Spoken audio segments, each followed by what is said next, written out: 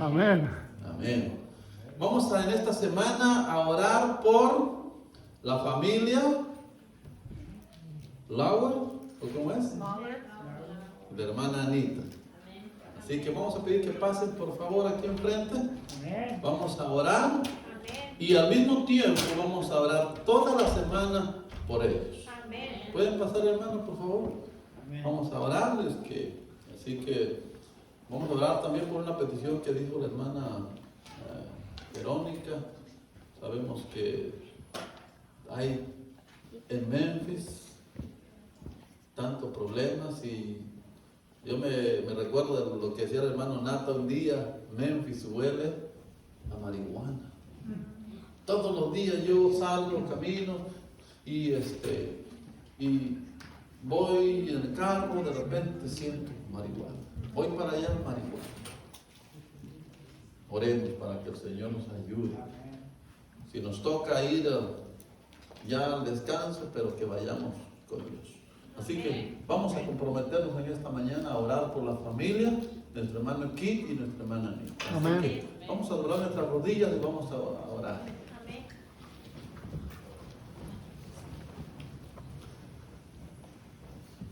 Padre Santo, te agradecemos en esta mañana por la bendición que nos has dado de poder haber orado por nuestro hermano Daniel y su familia. Amén. En esta semana. Señor, cuántas respuestas hemos visto en la oración. Tú siempre has respondido y nosotros con nuestros propios ojos, Señor, hemos visto. Amén. Por eso en esta mañana, Señor, queremos poner a la familia de nuestro hermano Kit y de la hermana Anita. Amén. Rogándote, Señor, que tú los tomes como familia, con su niño Leví. Amén. Que esta familia sea una familia que glorifique tu santo nombre. Amén, Señor. Que ponga en alto tu nombre. Sí, Señor. Que la gente que lo vean, Señor, no lo vean a ellos, sino que te vean a ti reflejando. Amén. Y ayuda a cada uno de nosotros, hermanos, nosotros que vamos a comprometernos, Señor, para orar los unos por los otros. Hay tantos problemas aquí en Memphis, como en todo el mundo. Queremos ponerlos en tus manos, bendito Dios, que podamos consagrarnos delante de tu presencia y que si en algún momento, Señor, tú nos llames al descanso, Señor, o permites que el enemigo tome nuestras vidas para ser quitada, Señor, que podamos estar preparados. Amén. Que tu nombre sea ensalzado en nuestras vidas. Amén. Que nuestro testimonio hable no solo por nuestros labios, sino que nuestro testimonio hable más de ti, Padre. Amén. Gracias por amarnos, Señor. Gracias por bendecirnos. Pedimos, se lo rogamos en el bendito y santo nombre de Jesús. Amén. Amén. Amén. Así que vamos a orar en esta semana por los hermanos, hermano Kit y la hermana Anita. Amén.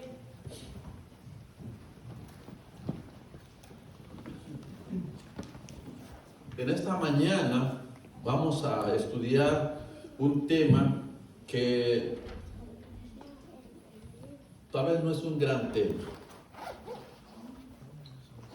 pero quisiera, en el versículo que leyó la hermana, se mencionan a dos personas que ustedes van a encontrar en el versículo 30 de Lucas capítulo 9. Y ahí en el versículo 30 dice que cuando Jesús ya está en el momento casi para ir a la muerte, Jesús va a orar. Y cuando está orando, dice el versículo 29 que su rostro resplandecía, sus ropas también resplandecían. Pero, versículo 30 dice, y aquí dos varones que hablaban con él, los cuales eran ¿quiénes? Moisés y Elías. Algún tiempo atrás hablamos de Elías, que un hombre, Moisés, que un hombre que caminó con Dios, obedeció a Dios, y yo solamente leí algunos versículos de él en cuanto a Moisés. Dice que Moisés fue un hombre manso, que hasta hoy no ha habido otro como él en la tierra. Un hombre manso. Y eso lo encontramos también en San Mateo capítulo 5, que solo los mansos heredarán la tierra. Pero vamos ahora en esta mañana, no vamos a contemplar la vida de los dos hombres, sino solamente de Elías. ¿Quién fue Elías? Elías dice que fue un hombre que también caminó con Dios. Vamos a ir a Primera de Reyes capítulo, nuestro tema se va a basar en Primera de Reyes capítulo 17 y algunos versículos del capítulo 18. Primera de Reyes 17:1. Si alguien lo tiene y puede leerlo lo más rápido que se pueda, vamos a tratar de... Entonces Elías el Tisbita, que era uno de los habitantes de Galaad, dijo a Acab: vive Jehová, Dios de Israel, en cuya presencia estoy, que no habrá lluvia ni rocío en estos años hasta que mi boca lo diga. Muy bien. Dice aquí el versículo que no habrá lluvia ni rocío en estos años, sino por mi palabra. ¿Quién era Elías? Era un profeta de Dios, pero era un hombre que, dice Santiago, que tenía que las mismas pasiones como las que tú tienes. Un hombre que tenía miedo, un hombre que tenía hambre, un hombre que también le daba sueño, un hombre que se cansaba. Pero Elías dice que cuando se presentó ante el rey, él dijo: no va a haber lluvia, sino hasta que yo lo diga, por la palabra de Dios.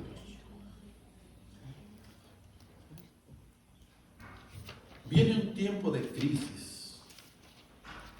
Elías dijo que no llovería entre las montañas de Galaad al oriente del Jordán. También allí moraba en los días Acab, un hombre de fe y oración, cuyo ministerio intrépido estaba destinado a detener la rápida extensión de la apostasía en Israel.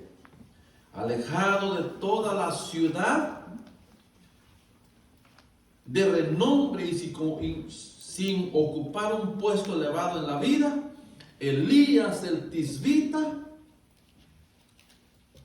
inició sin embargo su misión confiando en el propósito que Dios tenía de preparar el camino delante de él y darle abundante éxito. Elías estaba alejado ¿de qué dice? De la ciudad. Era un hombre de oración y fe, cuyo ministerio intrépido estaba destinado a detener la extensión de la apostasía. Veamos el versículo 2 al 4. ¿Qué dice?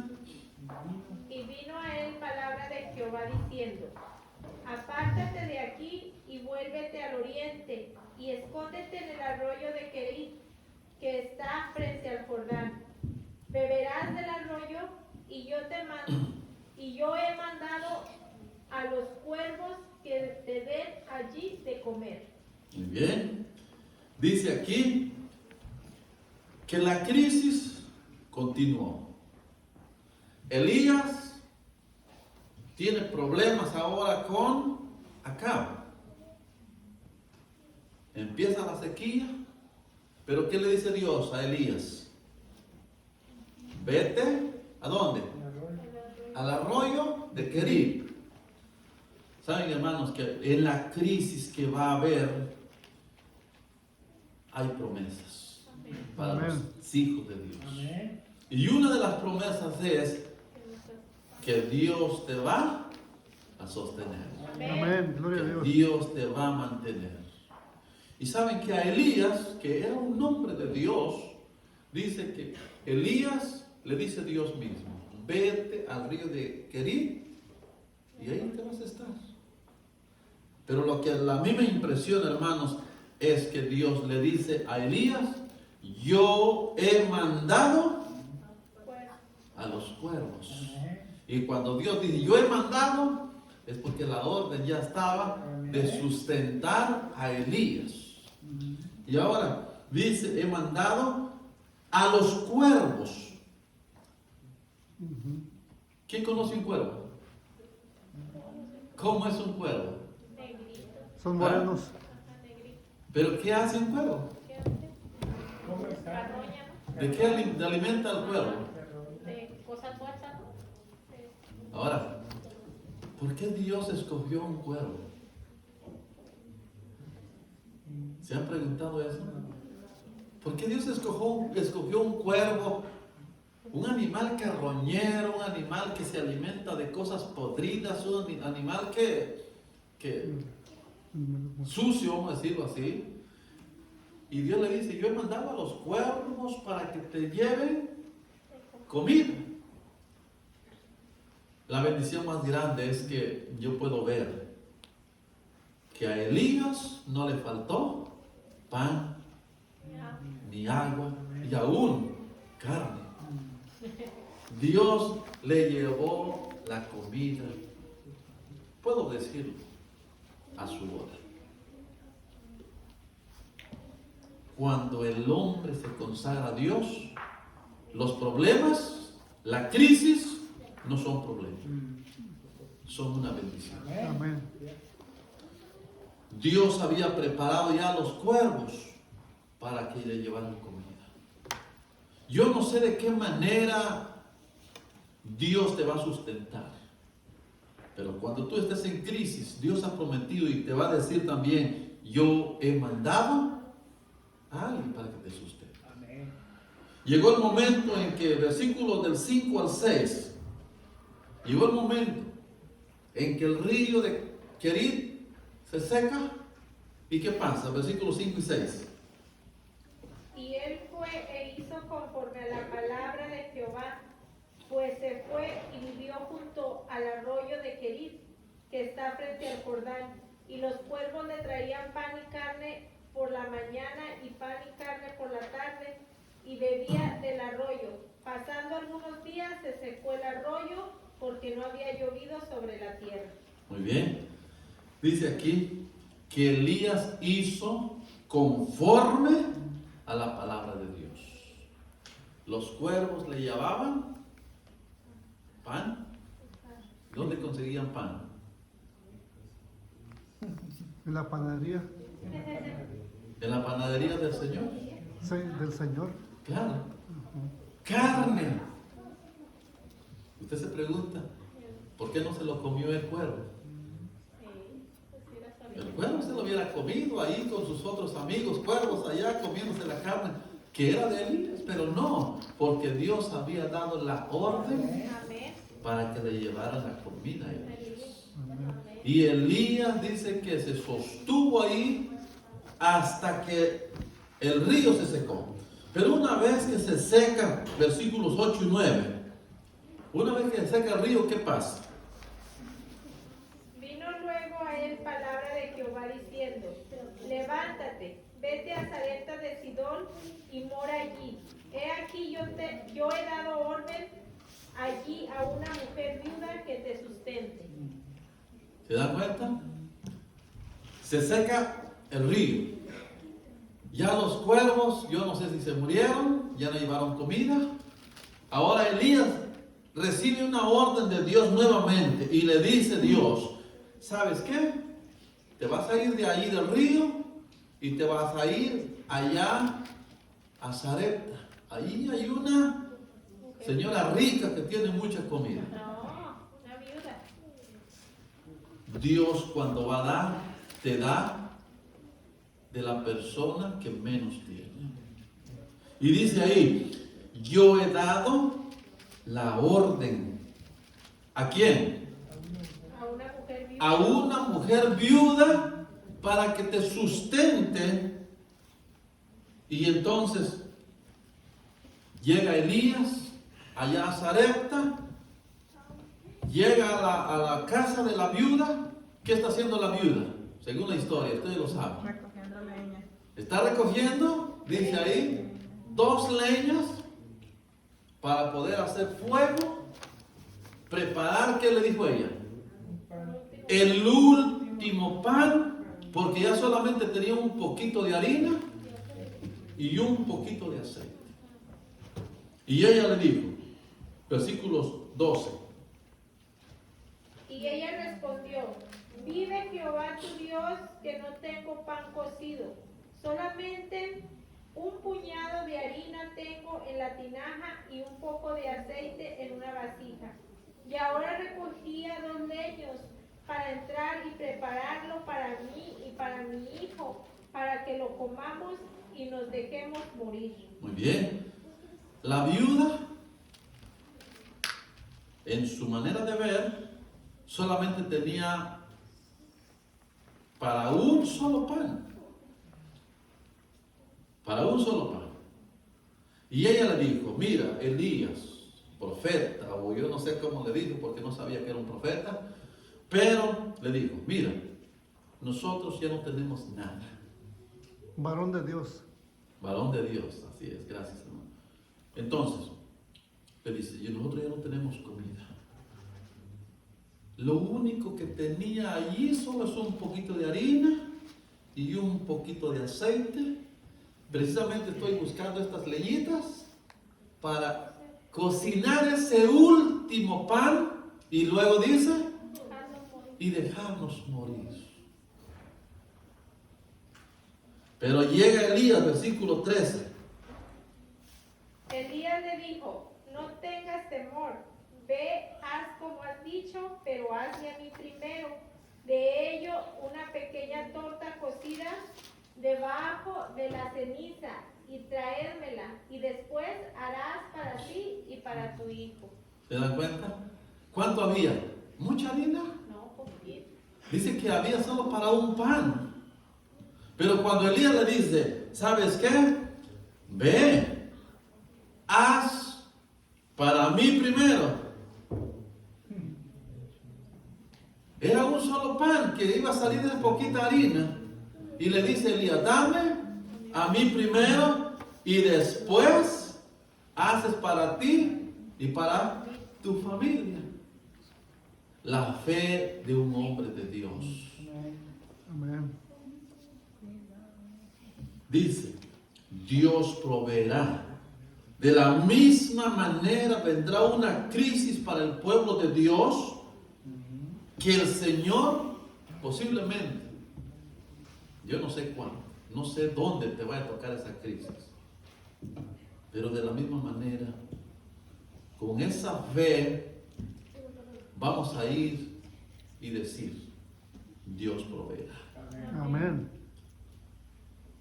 Elías le dijo, hazme a mí primero de ello una torta. En esa crisis, pocos tendrán la fe de Elías. Mucha gente se va a morir de hambre porque no tiene fe. Pero los que tengan la fe de Elías, Dios lo va a sustentar. Amén. Porque Dios proveerá. Versículo 14 al 16. El milagro. Porque Jehová Dios de Israel ha dicho así, la harina de la tinaja no escaseará,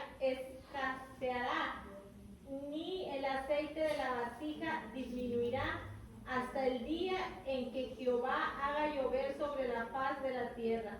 Entonces ella fue e hizo como le dijo Elías, y comió él y ella y su casa muchos días. Y la harina de la tinaja no escaseó, ni el aceite de la vasija menguó, conforme a la palabra que Jehová había dicho por Elías. Muy bien. Milagro. Amén. Cuando tú te pones en las manos de Dios, Dios te hace ver los milagros con tus propios ojos. Amén. Cuando tú te consagras a Dios, cuando tú caminas con Dios, Dios te hace ver con tus propios ojos lo que Dios puede hacer. Por eso, hermano, si estás alejado de Dios, conságrate. Amén. Va a venir la crisis donde mucha gente se va a morir de hambre, se va a morir sin esperanza. Pero ahora que tenemos el tiempo, busca a Dios mientras puede ser. Amén. Los milagros existen, Amén. y más para un hijo de Dios que tiene fe en Dios. Amén. Vamos a ir ahora al versículo 1 del capítulo 18. Cuando se termina todo esto, llegan los 3 años y medio de que no hay lluvia. Ahora el Señor le da una orden de nuevo a Elías. Versículo 1, ¿qué dice? Pasados muchos días, vino palabra de Jehová a Elías en el 3er año, diciendo: Ve, muéstrate acá, y yo haré llover sobre la faz de la tierra. Muy bien. La orden de Dios es que le dice a Elías, ve allá acá y muéstrate a él. Y yo haré llover. Y entonces viene la respuesta del Señor. Va Elías, se presenta ante Acab, pero en lugar de que Acab lo recibiera y dijera: oye, Elías, está bien, ya veniste, va a llover ya. ¿Qué hace? Versículo 17. Cuando Acab vio a Elías, le dijo: ¿Eres tú el que turba a Israel? Y él respondió: Yo no he turbado a Israel, sino tú y la casa de tu padre, dejando los mandamientos de Jehová y siguiendo a los Baales. ¿Se dan cuenta? Dice que también en el tiempo final, en la crisis, también el pueblo de Dios será culpado de las calamidades que estarán sobre este mundo. Acab le dijo a Elías: no ha llovido, hay crisis, hay problemas, porque tú has turbado a Israel. Pero ¿qué dijo Elías? No, el problema está porque tú has dejado los mandamientos de Dios, los mandamientos de Jehová.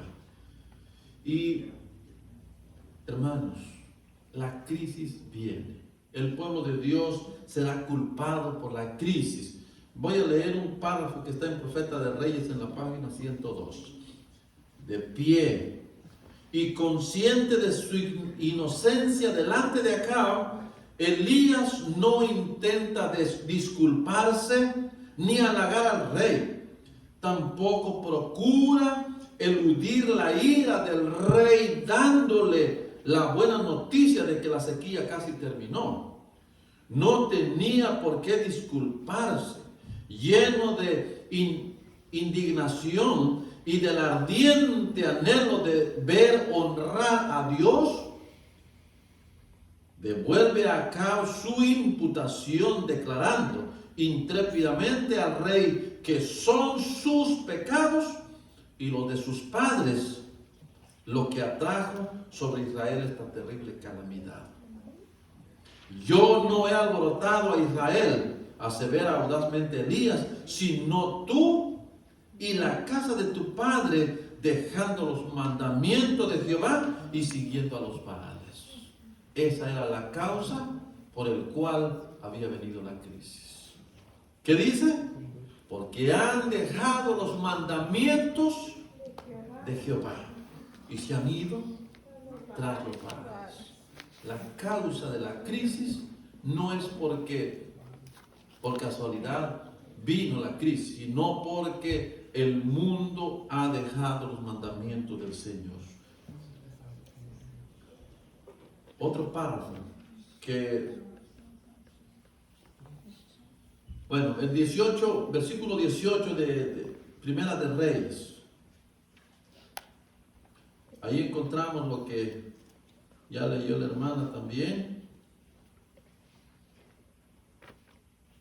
donde dice que tú has dejado, le contesta Elías, los mandamientos de Dios y por eso ha venido la crisis.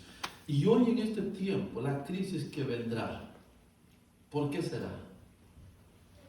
Veamos ahora Isaías 24, 4 al 7.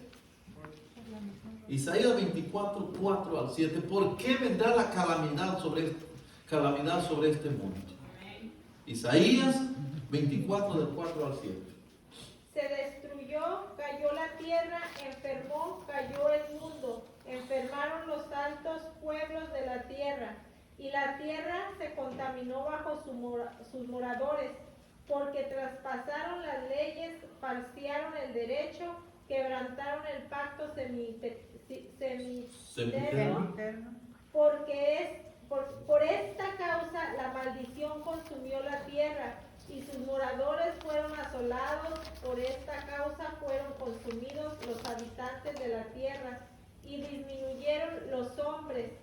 Se perdió el vino, enfermó la vid, gimieron todos los que eran alegres de corazón.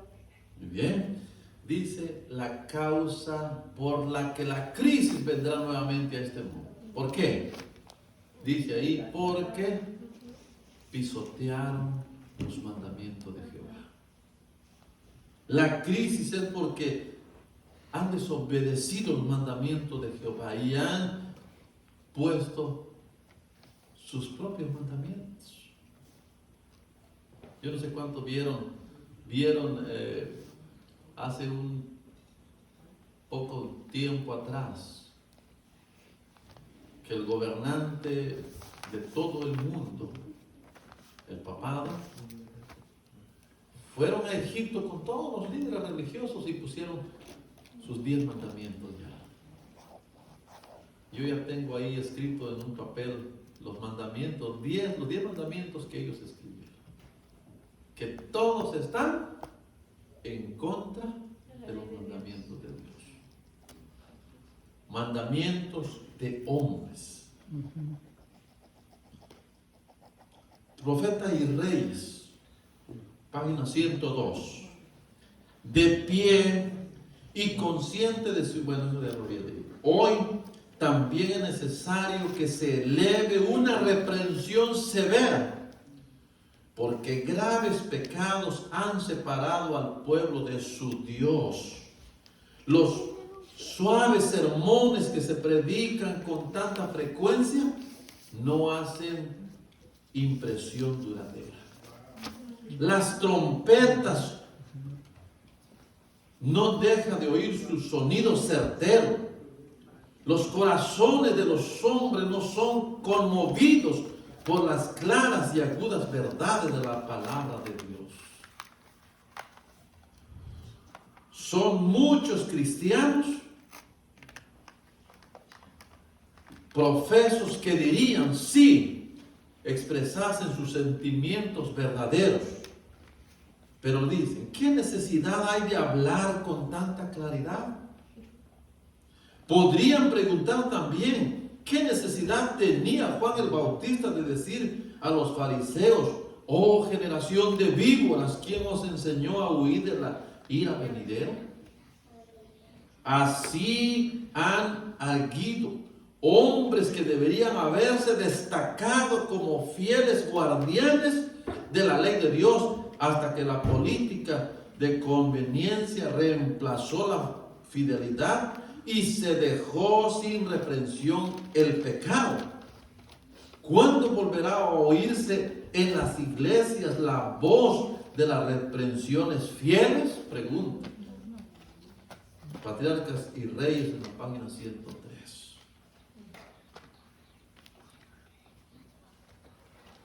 Veamos. Primera de Reyes, capítulo 19, versículo 4. Primera de Reyes, capítulo 19, versículo 4.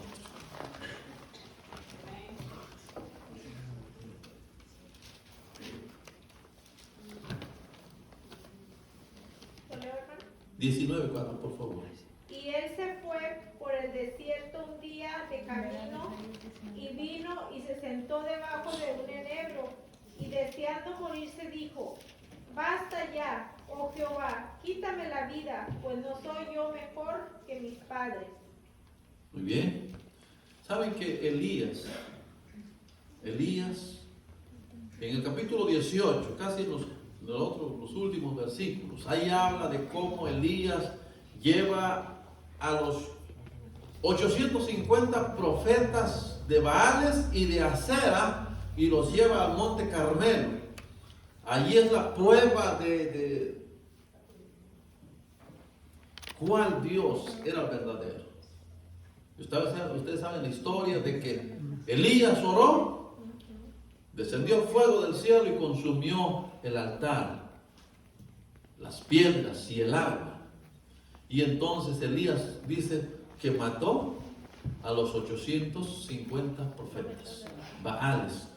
Pero el pobre Elías en el capítulo 19 dice que ahora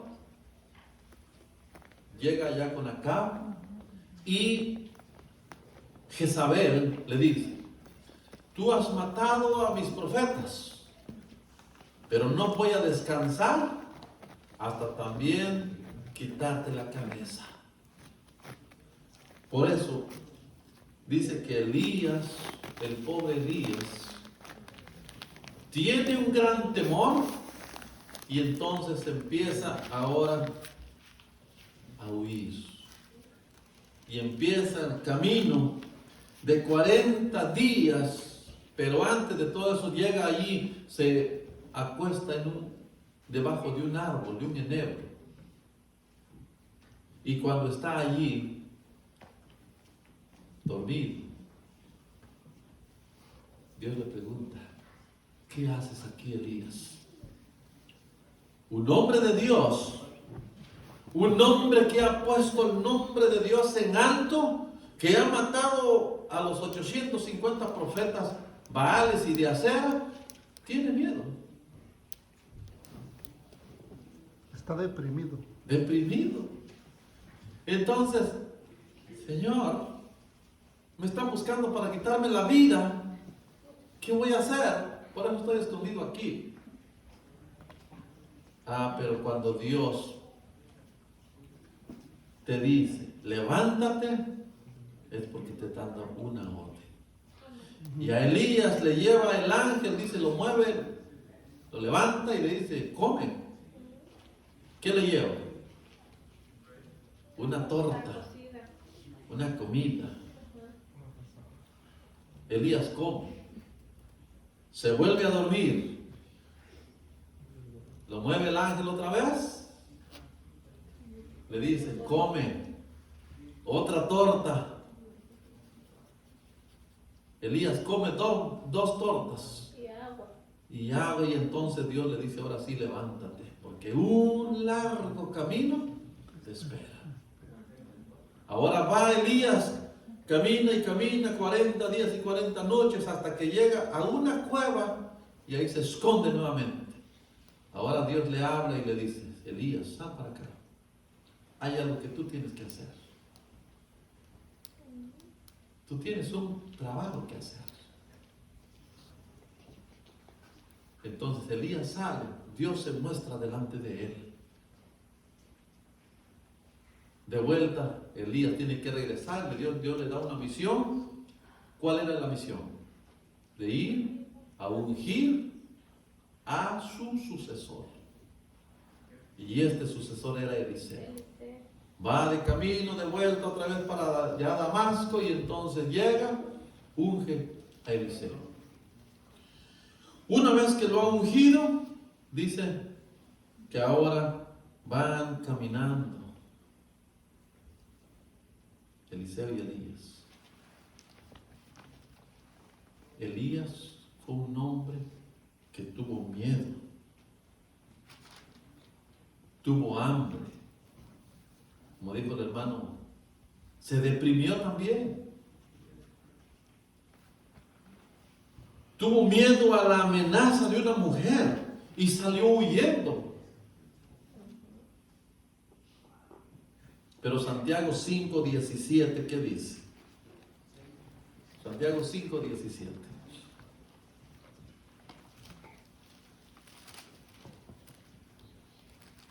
Elías era hombre sujeto a pasiones semejantes a las nuestras y oró fervientemente para que no lloviese, y no llovió sobre la tierra por 3 años y 6 meses. Muy bien. ¿Cuáles son tus pasiones como ser humano? Dice aquí Santiago que Elías era igual. Tenía pasiones, tenía sueños, tenía cansancio, tenía hambre, tenía sueño, tenía miedo. Pero cuando oró, ¿qué pasó? Dice, no llovió por 3 años, porque Elías, yo escribí acá, Elías tenía una tremenda consagración, una fe inquebrantable, de tal manera que él pudo detener la lluvia. Y cuando oró nuevamente, él pudo decir que llueva, y llovió. Amén. Es por eso, mis hermanos, que el Señor quiere que tú y yo nos consagremos. Amén.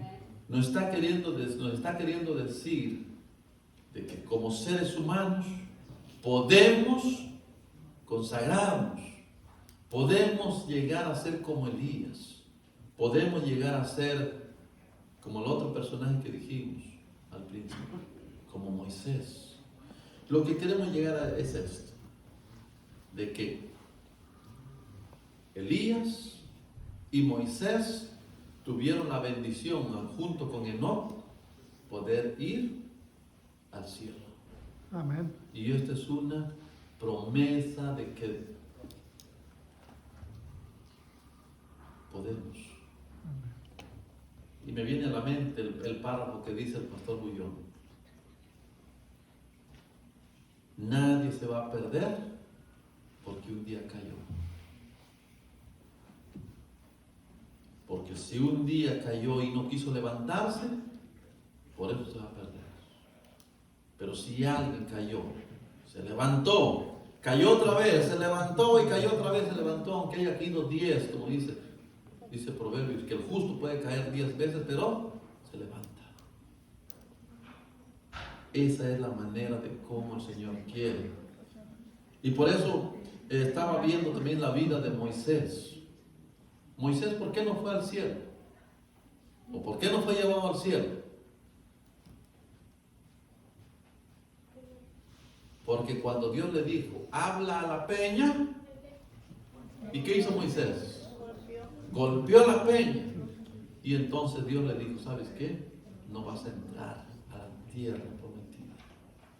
Moisés, dice en el libro de Deuteronomio capítulo 34, que Moisés murió allá en lo alto del monte Nebo. Y ahí dice que Dios lo sepultó. Y nadie sabe el lugar de su sepultura. Pero Judas dice que Miguel contendía con Satanás por el cuerpo de Moisés. de Moisés. Ahora, por eso la lectura bíblica que encontramos en Lucas 9 decía que Elías y Moisés estaban apoyando a Jesús, dándole fuerza, fortaleza para que Jesús no se desanimara. Hombres que el Señor nos da como ejemplos hoy de que sí se puede vencer al pecado. Y por eso los tiene en el cielo. Amén. Amén. Por eso están en el cielo. Ahora, voy a leer algo que yo escribí aquí, que está en el libro de, bueno, una revista, la revista, bueno, no sé cómo se pronuncia, The Review in Herald, del 3 de marzo del 1874. Dice así: a partir de Adán. Bueno, antes de esto vamos a leer Segunda de Reyes 2:11. Segunda de Reyes 2:11. Con esto terminamos ya.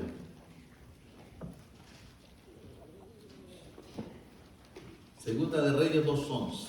El último acto de Elías. Y aconteció que yendo ellos y hablando, he aquí un carro de fuego con caballos de fuego apartó a los dos, y Elías subió al cielo en un torbellino. Amén. Elías fue llevado al cielo. Ahora la pregunta más grande es esta: ¿por qué fue llevado Elías al cielo?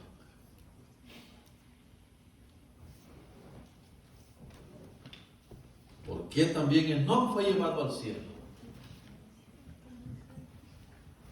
¿Ustedes se han preguntado por qué? La respuesta lo da esta revista y dice así: a partir de Adán, unas pocas personas de cada generación resistieron toda astucia y se mantuvieron como nobles representantes de lo que está en el poder del hombre, hacer y ser. Cristo, obrando en los esfuerzos humanos, ayudando al hombre a vencer el poder de Satanás. Ahora, Elías y Enoc son los correctos representantes de lo que la raza humana podría ser mediante la fe en Jesucristo, si elogiara serlo. Elías y Enoc son los correctos representantes de lo que la raza humana podría ser mediante la fe en Jesucristo. ¿Qué nos están queriendo decir estos? De que sí se puede vencer el pecado. De que hombres como como Enoc y Elías caminaron con Dios y Dios se los llevó al cielo. Pero viene otra cita que está también en el mismo capítulo, mismo párrafo. La razón por la que Dios se lo llevó al cielo. Y está aquí. Satanás se veía grandemente perturbado porque estos hombres nobles y santos, escuchen esto, se mantenían inmaculados en medio de la corrupción moral que los rodeaba. ¿Y qué es inmaculado? ¿Qué es inmaculado? Alguien que es santo, Sin mancha. sin mancha, que ya no tiene pecado, alguien que ya no necesita más pedir perdón. Y estos eran estos hombres. Por eso Dios se los llevó al cielo, porque ya no tenían ellos por qué estar en esta tierra.